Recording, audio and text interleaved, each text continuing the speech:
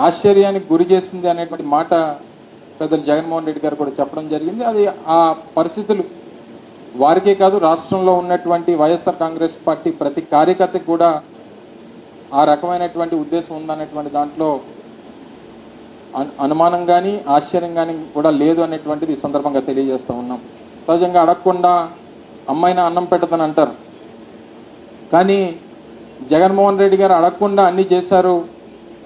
కానీ ఇంకా ఏం కోరుకున్నారో ప్రజలు అనేటువంటిది తెలుసుకోలేకపోయారని అనేటువంటి దాని మీద పార్టీగా వైఎస్ఆర్ కాంగ్రెస్ పార్టీ నాయకత్వం అంతా కూడా గౌరవ పెద్దలు పార్టీ అధ్యక్షులు వారు జగన్మోహన్ రెడ్డి గారి నాయకత్వంలో రాష్ట్రంలో ఉన్నటువంటి ముఖ్య నాయకులు, పార్టీ పెద్దలు, పోటీ చేసినటువంటి అభ్యర్థులు అందరం కూడా కలిసి మళ్ళీ దీని మీద సుదీర్ఘమైనటువంటి చర్చ జరగాల్సినటువంటి అవసరం ఉంది. ఓ రకంగా దీని మీద మనం చేసినటువంటి దాన్ని ఎందుకు మనం చేసినటువంటి ఇన్ని కార్యక్రమాలు చేసినప్పటికీ ఈ ఫలితాలు ఏ రకంగా ఎందుకు వచ్చాయి, ఏ లోటుపాట్లు జరిగాయి అనేటువంటిది ఒక రాజకీయ పార్టీగా తెలుసుకోవాల్సినటువంటి బాధ్యత వైఎస్ఆర్ కాంగ్రెస్ పార్టీ మా మీద ఉంది. దాన్ని తెలుసుకునేటువంటి కార్యక్రమం చేస్తాం.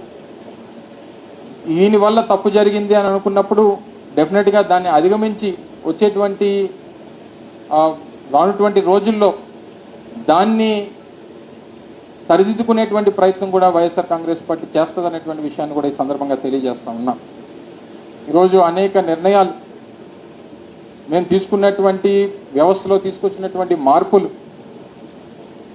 అంటే సహజంగా ఒకేసారి ఇంత పెద్ద ఎత్తున మార్పులు చేయడం అనేటువంటిది కూడా మళ్ళీ దీన్ని ప్రజలు అంగీకరించలేకపోయారా? అంటే ప్రభుత్వం గతంలో ఉన్నటువంటి ప్రభుత్వాల దగ్గరికి వెళ్ళి పనిచేసుకునేటువంటి పరిస్థితి దగ్గర నుంచి ప్రభుత్వాన్నే వారి కాళ్ళ దగ్గర తీసుకుని వచ్చి పెట్టడమే తప్పయిందా, లేదా ప్రతి పథకాన్ని వారి ఇంటి దగ్గర తీసుకొని వచ్చి చేర్చేటువంటి దాంట్లో అంత విజయవంతంగా చేర్చినప్పటికీ దాన్ని ప్రజలు అంగీకరించలేకపోయారా? లేకపోతే సచివాలయ వ్యవస్థలను తీసుకొని వచ్చి పనులన్నీ కూడా గ్రామాల్లోనే జరిగేటువంటి విధంగా తీసుకొచ్చినటువంటి మార్పుని వారు అంగీకరించలేకపోయారా? లేదా వాలంటీర్ వ్యవస్థను తీసుకొని వచ్చి వచ్చినటువంటి ప్రతి పథకాన్ని ఇంటి దగ్గరికి గడప దగ్గర తీసుకుని వెళ్ళి ఇచ్చినటువంటి దాన్ని వారు స్వాగతించలేకపోయారా? ఇలాగ అనేక రకాలైనటువంటి మార్పులు స్వతంత్రం వచ్చిన తర్వాత వ్యవస్థల్లో ఇన్ని మార్పులు తీసుకురావడం అనేటువంటిది గతంలో ఎప్పుడు జరగలేదు. నూతనంగా ప్రభుత్వ ఉద్యోగాల కల్పన కానివ్వండి, దాదాపు సచివాలయ వ్యవస్థ ద్వారా 1,30,000 మందికి ఉద్యోగ అవకాశాలు కానివ్వండి, అలాగే ఆర్టీసీకి సంబంధించినటువంటి ప్రభుత్వంలో విలీనం చేసేటువంటి దాంట్లో కానివ్వండి, ఇలా రకరకాలైనటువంటి నిర్ణయాలు వ్యవస్థల్లో తీసుకుని వచ్చి మార్పులు తీసుకుని వచ్చి ఇన్ని పెద్ద ఎత్తున చేసినటువంటి సంస్కరణల్ని ప్రజలు స్వాగతించలేకపోయారా? ఇవన్నీ కూడా దీని మీద అంటే లేదా ఇన్ని కార్యక్రమాలు చేసాం ఇంకా ఏదైనా చేస్తే బాగుంటుందని చెప్పి ఆశించారా?